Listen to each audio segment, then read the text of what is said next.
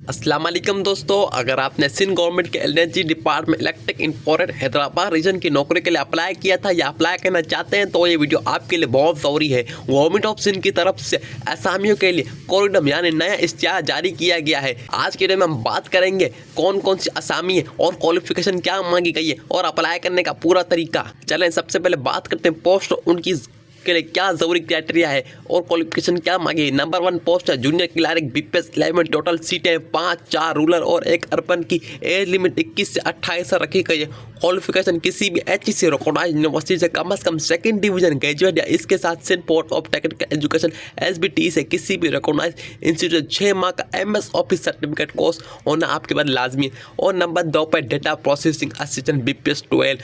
Total एक open merit की। As limit 21 से 28 साल। क्वालिफिकेशन कंप्यूटर डिवाइस साइंस या IT में सेकंड डिवीजन के साथ इक्विवेलेंट CGPA से साथ बैचलर डिग्री या सेकंड डिवीजन ग्रेजुएट के साथ कंप्यूटर IT में डिप्लोमा होना चाहिए। इसके अलावा नंबर 3 पर कंप्यूटर ऑपरेटर BPS 12। टोटल 2 सीटें ओपन में। एज लिमिट 21 से 28 साल। क्वालिफिकेशन कंप्यूटर साइंस IT में सेकंड डिवीजन बैचलर डिग्री या सेकंड डिवीजन ग्रेजुएट के साथ कंप्यूटर साइंस में होना चाहिए डिप्लोमा आपका।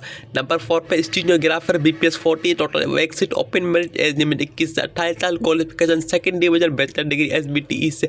शॉर्ट हैंड और इंग्लिश टाइपिंग के 6 माह का certificate. Shorthand 120 word per minute या typing speed 35 word per minute होनी चाहिए।